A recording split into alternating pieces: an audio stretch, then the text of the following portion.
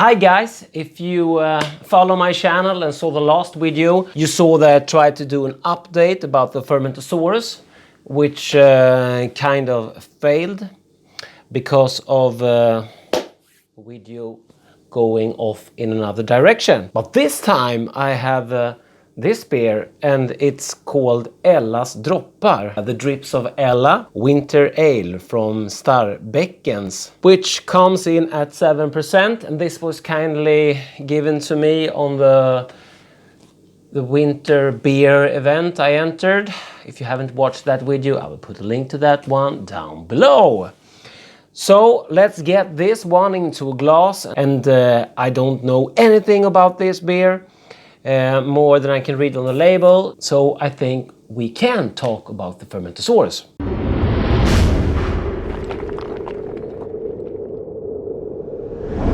Here's the label, and that's Ella, all right. Might be Ella hops in it. It looks kind of dark through the bottle. Let's see if we can open it. Nice hiss there, and a nice bit of smoke on the opening. Label out. Let's see. Yeah, it looks bottle conditioned, so I'm gonna treat it accordingly and pour it gentle so I can control what's coming out of the bottle.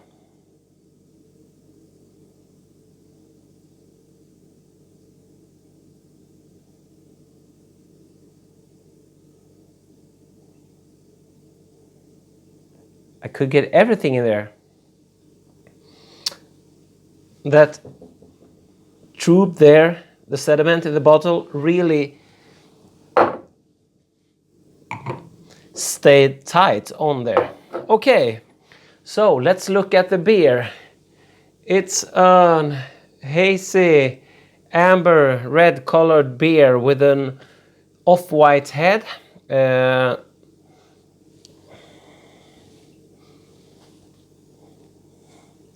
Two finger, not extremely tight head, but quite tight, with different size of the bubbles. Nice bit of carbonation rolling up against the glass. Let's give it a nose.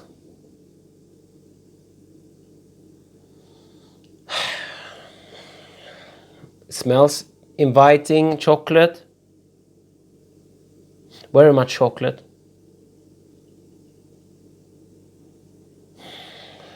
Some hints of malt there on the chocolate. Okay, let's dive in.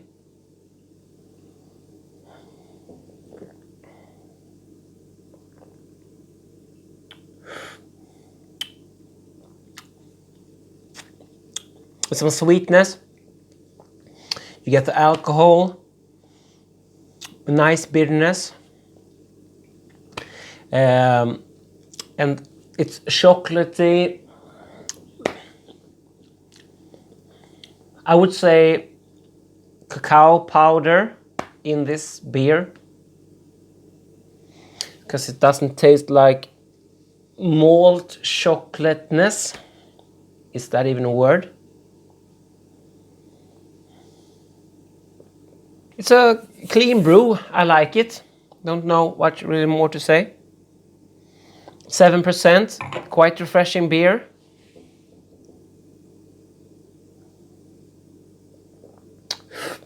Nice. Okay, Starbeckens. If you're watching this channel, please comment down below. I'm so sorry, don't have your name, don't have anything more than Starbeckens. If anyone else wants to send me beer mail, you'll find my contact information in the description box. Now, let's get on with the Fermentasaurus. So I have been using the Fermentasaurus now for a while. At least 4 brews, I think. You have seen, I think, one grain to glass with the Fermentasaurus. And there's gonna be more videos about it. Got a lot of questions. A lot of people are interested in the Fermentasaurus, so I'm gonna try to answer some questions and talk a little about the Fermentasaurus, what I think, and I will continue experimenting with it. If you are a beginner, should you invest in a Fermentasaurus? You could, but I think there's better way to spend your money if you are a beginner. Fermentation fridge, for example. It's better to spend your money there and go with a bucket than spending all your money here. I love my buckets. They're easy to clean. Don't think I will end using them. I really enjoy the Fermentasaurus. This ball idea is something that I don't really think is good. We should have a bigger ball and a bigger opening, or different sizes of the balls, and of course bigger opening if they should be there. I think the main reason for getting into this Fermentasaurus thing should be the ability to pressurize it and to ferment under pressure and all of that. Otherwise it's just like a fast ferment and they have the same issues there. If you're into the ball thing, I would look at the catalyst with a wider mouth there. And I might try to do a very simple brew and see if I can do anything good with this ball thing, but don't really benefits me. Maybe someone else. I think a Fermentasaurus isn't for the beginners. I think there's other ways to prioritize with your money before getting this one. With that said, I would enjoy having another one. There are some cool things you can do with this, and the coolest thing is to pressurize it. And I got asked from Gugge Larsson, shout out to Gugge, what's the benefit of fermenting under pressure? Well, there's a lot of benefits actually. When you are fermenting under pressure, you always have the push from the beer. It's always an overpressure here. When your beers are fermenting, they're producing CO2, and that means you have a push from the beer, and your beer are protected from the oxygen. As soon as the fermentation is over and the push is gone, there's always the risk of oxygen getting into your brew. Cheers. When there's overpressure in here, even when the fermentation are gone, there's ain't such a risk, because nothing can get in when there's an overpressure. Another cool thing about this is that the beer is carbonated when it's ready, and that's quite cool. And I've tried this. I bottled carbonated beers. Let me show you one. Find it. Here's a beer, carbonated, which is bottled directly from the fermenter, and that means that if you don't want to get into kegging, you could get one of these. Ferment under pressure, get carbonated beer, bottled directly from this one without getting sediment in your bottles. That's kind of cool. Otherwise, if you are kegging, there's no really benefit of it being carved in here, because carving isn't an issue really when you have kegs. But you have an overpressure in here, That means that you can cold crash this one without getting any suck back. So you can cold crash this without getting oxygen in it. And it's very easy to transfer from the Fermentasaurus to the keg in a closed system. So you again can get your beer from the Fermentasaurus to the keg in an oxygen-free way. Then another benefit of fermenting under pressure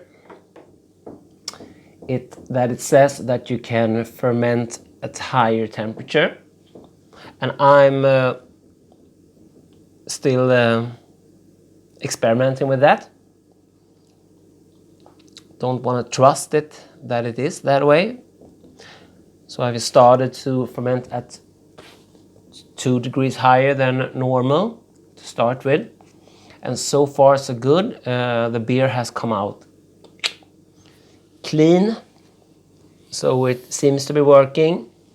Don't know how much I can push that. I've done a lager fermented higher, and I've done some ales fermented higher.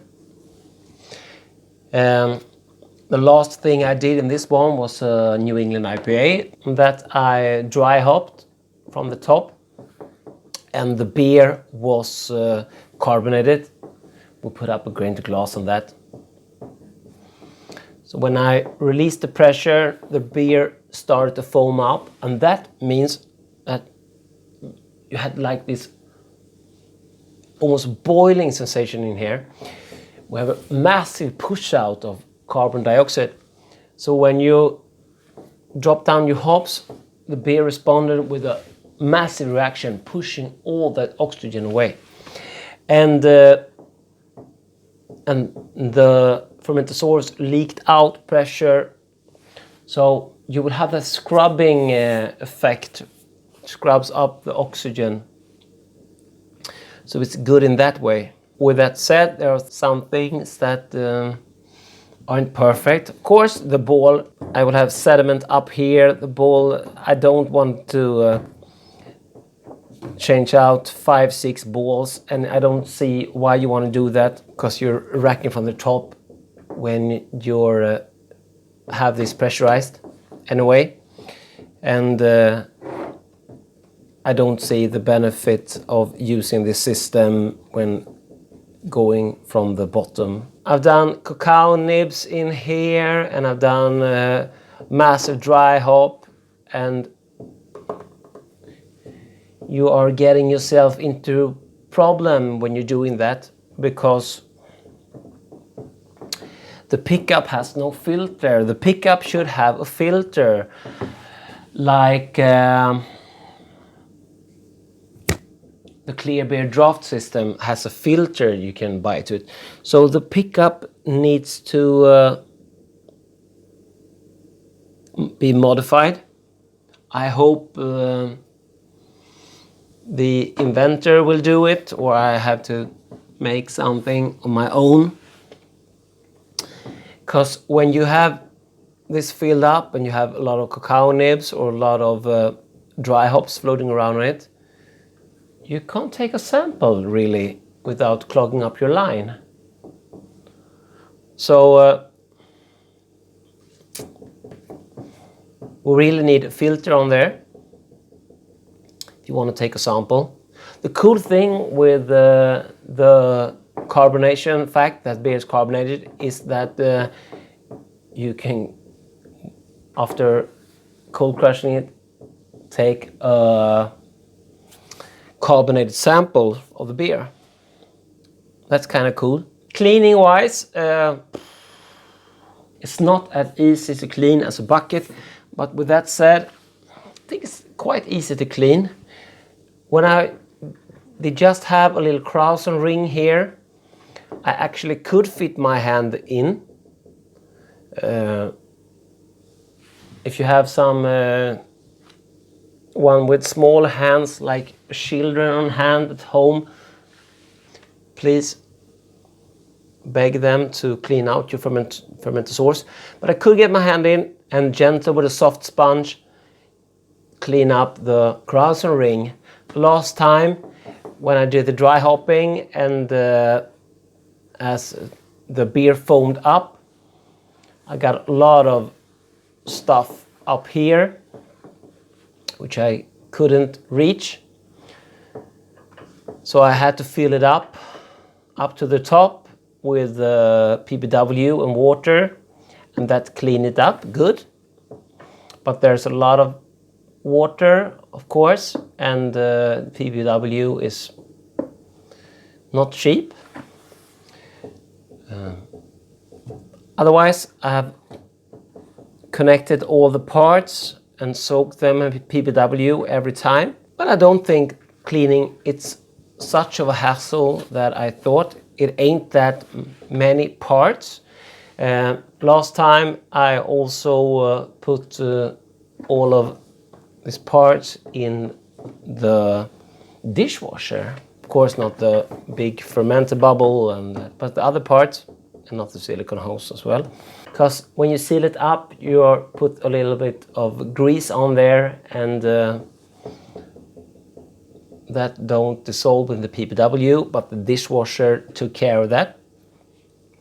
I had a leak once, so I think the seal could be a little bit better. Otherwise than that, I'm quite pleased. Gonna see some more videos about it when you see me using it. But this is a video I've been asked to do, so I thought I should put something out there when I have the fermenter empty. Just racked the New England IPA over to the keg, and as you saw, bottles in a couple of days ago. So it was empty, and I did some clean it out today actually. So there you have it, some thoughts after been using the Fermentasaurus for about 4 brews, I think. And some thought about Ellas droppar from Starbeckens. So cheers guys, if you have any questions please comment down below. Thanks for watching, DrHans out.